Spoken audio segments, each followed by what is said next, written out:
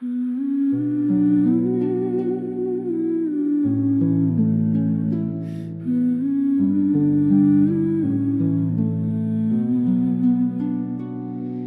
sky turns black as iron ink above the jagged hill.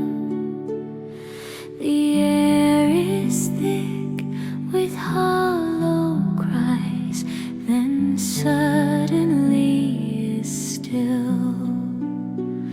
She watches as the hammer falls to drive the nails of shame, while sobbing in the darkness she still whispers his dear name.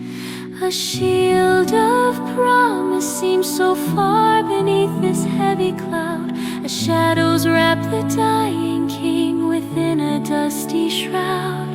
Her sword of truth is now a blade that tears her heart in two, to see the crimson lifeblood fall like bitter